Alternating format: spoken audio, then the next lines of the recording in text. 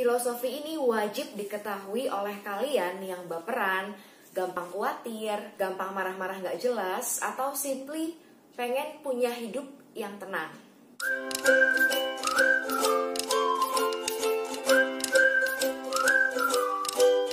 Di video kali ini aku mau bahas salah satu konsep yang ada di buku Filosofi Teras. Jadi filosofi teras ini adalah terjemahan bebas dari kata filosofi Stoa atau stoicisme.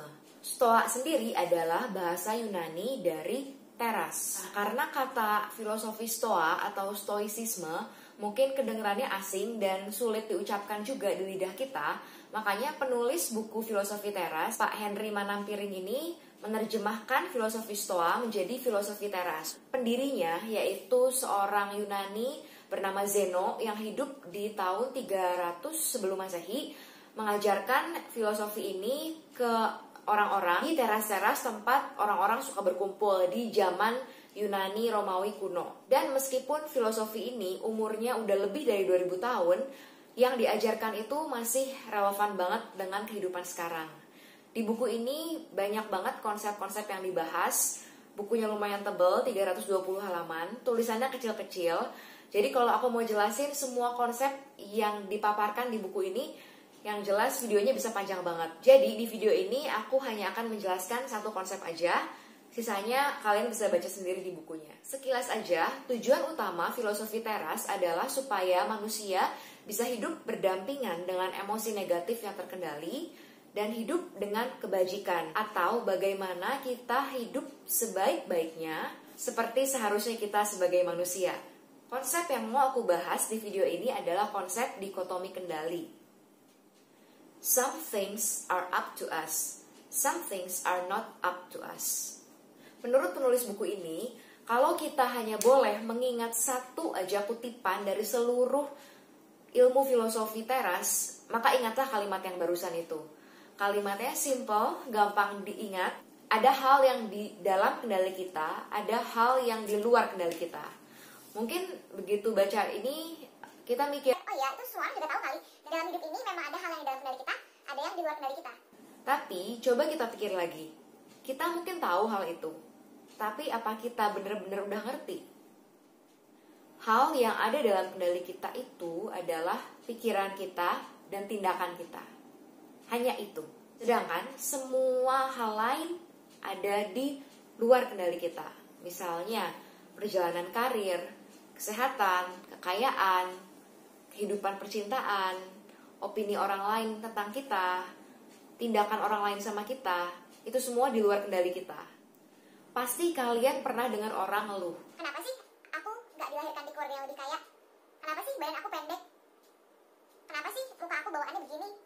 padahal lahir dari keluarga yang gimana, entah itu keluarga yang kaya atau keluarga yang miskin, tinggi badan kita, penampilan muka bawaan lahir ini, itu semua ada di luar kendali kita. Menurut filosofi teras, mengkhawatirkan atau memusingkan atau mengeluhkan hal-hal yang ada di luar kendali kita itu adalah sebuah kesia-siaan, sesuatu yang gak rasional untuk dilakukan.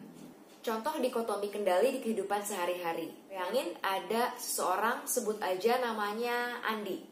Nah, Andi ini mau pergi ke pesta. Dress code-nya baju merah. Tapi waktu mau pergi, waktu udah mau berangkat, Andi nyari-nyari baju merah di lemarinya, ternyata nggak ada karena dia lupa naruh baju itu, dia lupa naruh di mana. Terus dia bete. Terus dia nanya ke orang rumah, ada yang tahu nggak baju dia di mana yang merah? Nggak ada yang tahu. Makin bete. Dia minta tolong ke orang rumah, Tolong dong cariin baju aku. orang rumah udah bantu nyari, tapi nggak ada yang nemu. Dia marah-marah. Terus akhirnya terpaksa dia pinjem baju saudaranya.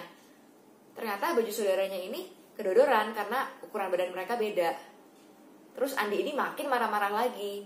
Dia ngedumel, dia ngeluh, dia bilang, Aduh, pasti nanti di pesta orang-orang pada ngeledekin aku karena baju aku kedodoran. nah, dari perspektif dikotomi kendali, coba kita lihat hal-hal yang ada di luar kendalinya si Andi ini. Pertama, masa lalu dia. Waktu dia lupa naruh baju itu, dia nggak mungkin bisa balik ke masa lalu kan dan ngomong, Lu lupa naruh baju di mana? kemampuan orang rumah untuk nyari baju, apakah orang rumah itu bakal nemuin baju dia atau enggak, itu di luar kendali dia. Opini orang lain ngelihat dia pakai baju yang kedodoran, itu juga jelas ada di luar kendali dia. Omongan orang tuh nggak bisa dikendalikan. Sedangkan yang ada dalam kendalinya dia adalah reaksi dia ketika dia tahu bajunya itu nggak ketemu. Dia bisa pilih sebenarnya apakah dia mau marah-marah atau dia mau, oh ya udah santai aja, ini kan pesta biasa, kalau aku nggak pakai baju sesuai dress code ya udah deh nggak apa-apa, lain kali aku bakal nyiapin baju dulu sebelum ke pesta dari sehari sebelumnya. Hal lain yang ada dalam kendalinya Andi adalah reaksi dia ketika orang lain ngeledekin dia begitu ngelihat dia pakai baju kedodoran. Dia bisa marah-marah lagi, dia bisa maki-maki orang yang ngeledekin dia bisa diam aja tapi di dalam ngedumel dan menyalahkan keadaan, atau dia bisa mikir, oh ya udah terserah orang lain mau ngomong apa, yang penting aku datang ke pesta ini, aku mau enjoy, aku nggak mau musingin pendapat orang. Dalam kasus ini, kalau misalnya Andi paham betul konsep dikotomi kendali dan filosofi teras, dia itu bakal santai aja. Dia nggak akan marah-marah, dia nggak akan nyalahin anggota keluarganya, orang-orang rumahnya karena nggak berhasil nemuin baju dia. Karena itu semua di luar kendali dia, dan dengan dia marah-marah pun nggak akan membuat keadaan jadi lebih baik, nggak akan membuat bajunya yang hilang tiba-tiba muncul secara ajaib. Di pesta pun gitu ada orang yang ledek penampilan dia nggak akan musingin hal itu karena ya itu emang di luar kendalinya dia. Contoh kedua, Budi suka sama Siti dan pengen ngedeketin si Siti. Nah, berdasarkan dikotomi kendali dari sudut pandangnya Budi, kita lihat hal-hal apa aja yang ada di luar kendalinya. Perasaan Siti sama Budi, suka atau enggak? Pendapat Siti tentang Budi, apakah Siti mikir Budi ini ganteng atau kurang ganteng? Orangnya asik atau enggak? Terus responnya Siti waktu dideketin Budi, apakah Siti ini mau menyambut dengan baik, atau Siti ini mau ngegantungin, atau malah langsung nolak mentah-mentah di awal? Itu juga di luar kendalinya Budi.